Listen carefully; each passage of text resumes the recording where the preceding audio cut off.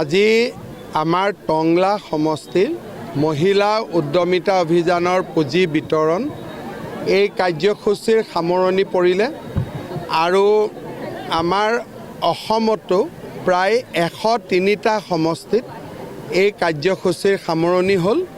আমি এই মাহৰ ভিতৰতে সকলো সমষ্টিতে পুঁজি বিতৰণ সম্পূৰ্ণ কৰিম। মই গুৱাহাটীত গৈ পেলাই খবৰ ল'ম।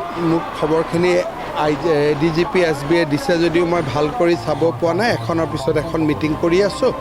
গুৱাহাটীত গৈহে মই খবৰ লৈ গধূলি সাংবাদিক মেল পাতিছোঁ, তাতে মই জনাম। আমাৰ প্ৰথম আমি চাম ইলেকশ্যন কমিশ্যনে ইলেকশ্যন কেতিয়া কৰিব। আগে পিছে তেওঁলোকে মাৰ্চৰ প্ৰথম সপ্তাহত ঘোষণা কৰে। এইবাৰ কেতিয়া কৰিব? 16-17 তাৰিখে ইলেকশ্যন কমিশ্যন গুৱাহাটীলৈকে আহিব। তেওঁলোকৰ পৰা আমি কি ধাৰণা পাওঁ চাই পেলাই প্ৰাৰ্থী ঘোষণাৰ দিশত আমি আগবাঢ়িম। মই ধৰি লৈছোঁ ঐক্য হ'ব বুলি, কাৰণ MP ইলেকশ্যনতো হৈছিলে। এইটোতো হ'ব বুলি ধৰি লৈয়ে আমি আগবঢ়া ভাল, নধৰা বুলি নহয়। মই ধৰি লৈছোঁ যে ঐক্য হ'ব।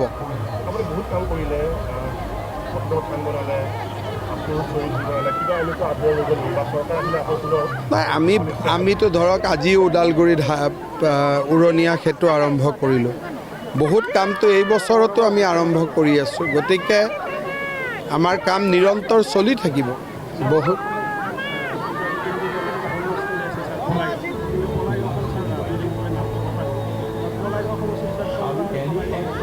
হ'ব পাৰে, আপোনালোকে পিটিশ্যন দিব।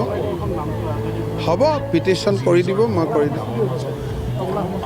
টংলা সমষ্টিত যিমান দূৰ হয় আমি BJPয়ে খেলিব চেষ্টা কৰিম, কিন্তু মিত্ৰ দল সকলোৰে লগত আলোচনা কৰি কৰা ভাল। কিন্তু যোৱা BTC ইলেকশ্যন বা আন চালে, কাৰণ আমি ইয়াত দুটাতকৈ VCDC আমি জিকিছোঁ। গতিকে আমাৰ মনত ইচ্ছা আছে যে BJPয়ে খেলিব, কিন্তু কাজিয়া পেচাল কৰি নহয়, মিলা মিছাৰ মাজত। অহাবাৰ মটৰচাইকেল দি দিম। হ'ব, এইবাৰ ফটো ল'বৰ কাৰণে মোবাইল দিছোঁ। অহাবাৰ যাবৰ কাৰণে মটৰচাইকেল দি দিম, আৰু তাৰপিছত মটৰচাইকেলত ভৰাব তেলো দি দিম। কাৰ ওপৰত? কিহৰ কাৰণে? মোৰ ওপৰত যোনে দিয়ে দি থাকক, মইতো আৰু ভয়। চবেইতো আজি ইমান দিনে মোক দেখিলে যে মই ভয় নাখাওঁ বুলি।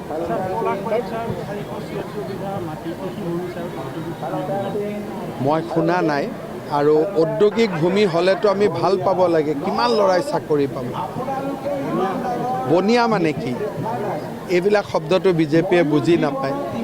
যদি বনিয়াই বুলি ক'ব, তেতিয়া মানুহে চাকৰি ক'ত কৰিব? মানুহে এতিয়া আপোনালোকে যাৰ তলত কাম কৰে তেওঁতো বনিয়া, যি চেনেলৰ মালিকত কাম কৰে তেওঁতো বনিয়া। তেওঁ যদি নাথাকিলেহেঁতেন আপুনি চাকৰিটো কেনেকৈ পালেহেঁতেন?